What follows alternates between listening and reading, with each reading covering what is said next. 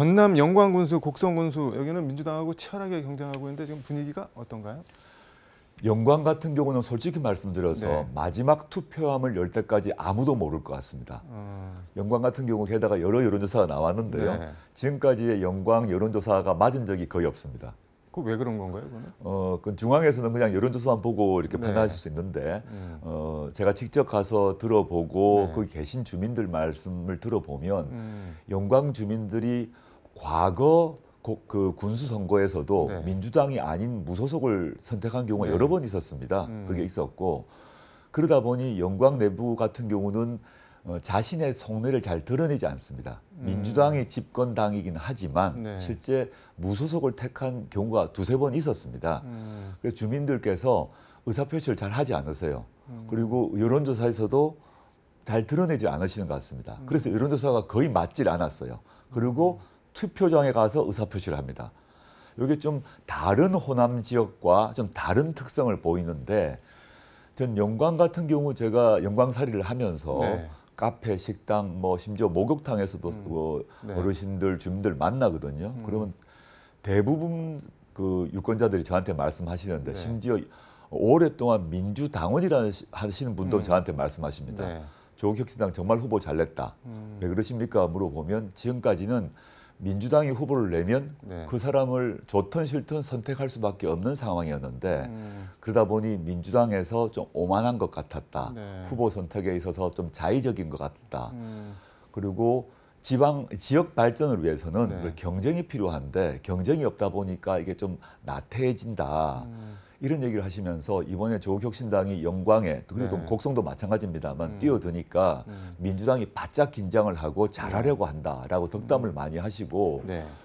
영광은 그 진보당이 지금 그 선거 개시 전부터 한 달 전부터 뭐 수백 명의 당원들이 결집해서 거리 곳곳에서 또 농가 밭에서 어르신들 봉사도 하고 교통 정리도 하세요. 진보당은 왜 그렇게 거기에 집중을 하는 건가요, 그런데? 거기를 이제 진보당은 특히 재보궐선거에 집중하는 선거 전략을 가지고 있는데 거기에 도의원이 계십니다. 그래서 도의원을 넘어서 군수를 이제 쟁취하고 싶으신 것 같습니다. 네. 그 지역이 좋은 지역이라고 판단을 하신 것 같아요. 농촌 지역도 많고 하니까. 그래서 사실은 뭐 민주당보다 조국혁신당보다 진보당 선거운동이 더 많이 보인다라고 할 정도입니다. 근데 저는 진보당께는 죄송하지만 영광 유권자분들이 군정을 맡기시지는 않을 것 같고요. 근데 그렇지만 네. 진보당 표가 얼만큼 나오는가에 따라 오히려 승패가 결정날 수도 있겠다라는 생각을 합니다. 근데 사전 투표 유권자 실어 나르기 뭐 이런 얘기가 나오는데 이거는 뭐 무슨 말인가요? 이거는 뭐 저희 당도 이 문제에 네. 대해서 경고를 했고 이미 경찰이 수사를 진행을 해가지고 네. 언론 보도도 났습니다. 뭐 특정 당을 말씀드릴 수밖에 없는데 이건 뭐 사실이니까요. 네. 진보당 관계자가 광주에서 영광으로 와서 어르신들을 실어 나른 겁니다. 그게 증거 영상이 포착되었고 선관위에 신고되었고 경찰분들이 이미 수사를 시작했습니다. 이게 어르신들 분들한테 교통편의 제공한 문제가 아니라 네. 이 자체가 선거법 위반이고 범죄거든요. 그래서 그걸 실제 영광에 계신 분이 사진을 찍고 동영상을 찍어서 제보를 해가지고 수사가 진행된 사건으로 알고 있습니다. 정말 아마 그 선거 끝나고 난 뒤에 반드시 아마 조사받고 처벌받을 사례라고 저는 생각하고 있습니다. 이게 근데, 사실은 네. 큰 문제거든요. 실어 나르기를 한다는 얘기는 어르신들을 교통편의를 제공한다는 차원에서가 아니라 아니 근데 어느 당을 찍을 줄 알고 실어 나르기를 하나요, 그런데? 어르신들 중에서 좀 나이가 많으셔서 판단 능력이 좀 떨어지신 분도 계십니다. 약간 치매 전 단계 이러신 분도 계신데 버스에 이렇게 모으셔가지고 거기에 동석해서 어르신 버스 안에서? 버스 안에서죠. 그걸 조직적으로. 그러니까 이장님이 예컨대 이장님 한 분이 실어 나를 수는 있습니다. 서비스 차원에 그런 게 아니라 조직적으로 어르신들을 모집해서 버스에 태우고 이동하는데 3, 40분 걸리거든요. 그 안에서 몇 번이다 이렇게 하는 것은 그 법이 금지하고 있는 행위입니다. 그거는 진짜 수사를 해봐야 될 것 같다는 예, 경찰 수사가 드는데. 이미 시작되었습니다. 근데 뭐 이런 궁금함이 있는데 이제 민주당, 조국혁신당, 진보당 뭐 표현이 좀 그렇긴 하지만 어차피 다 반윤석열 정권이고 야당인데 셋 중에 뭐 어느 당이 되든 그게 큰 차이가 있나요? 영광이나 곡성에서?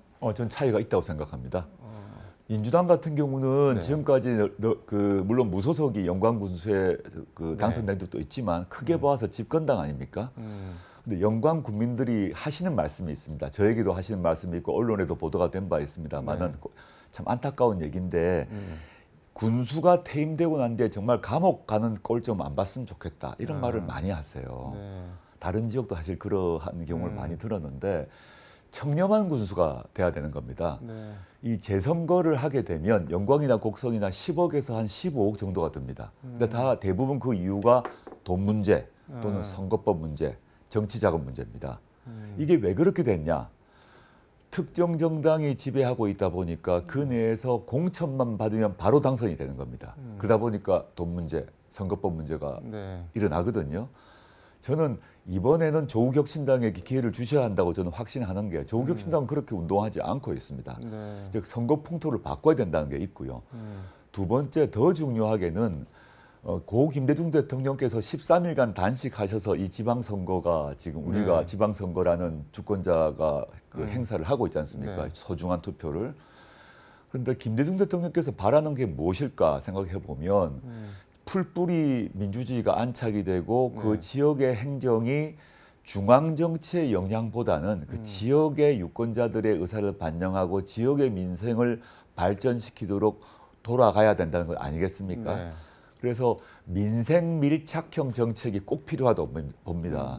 저희는 예를 들어서 네. 영광이나 곡성 같은 경우 인구 소멸 지역이고 고령사회 그런 고령 지역입니다. 네. 그럼 어르신들이 여러모로 불편을 갖는데 어르신들을 위한 그 왕진 버스라거나 어르신들이 이제 병원 가시기 힘드시기 때문에 그 찾아가는 서비스를 하는 거죠.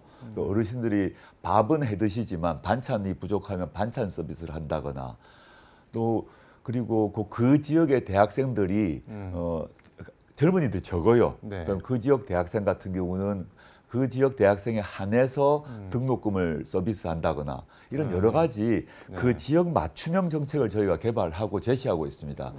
그러다 보니까 지역 유권자분들이 네. 조국혁신당의 정책이 상당히 새롭다 이런 얘기를 하세요. 저는 한편으로는 청렴 정치, 네. 부패하지 않은 정치 그거는 저희가 할 수 있다고 생각을 하고요.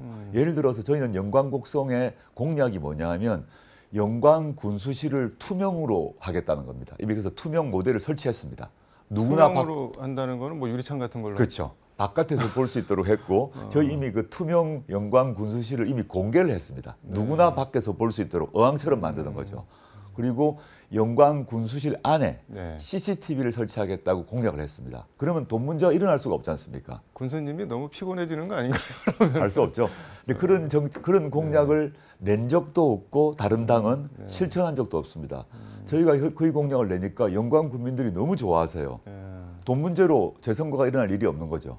그리고 정책에 있어서 영광군에 맞는 각 영광도 여러 군이 그 군 안에 면이 다 다를 거 아닙니까?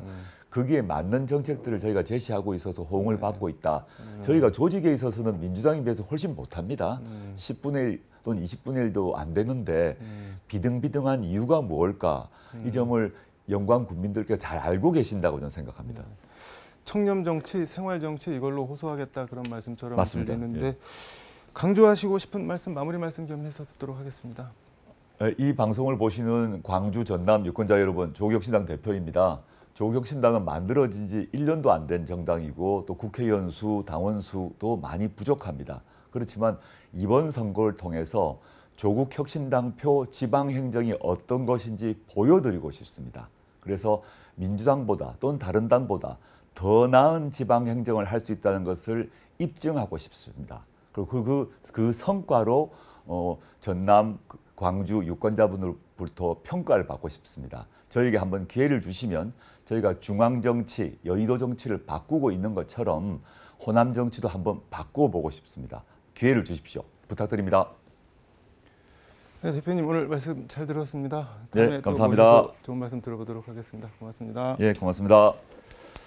지금까지 서울광역방송센터에서 조국혁신당 대표와 함께 전해드렸습니다.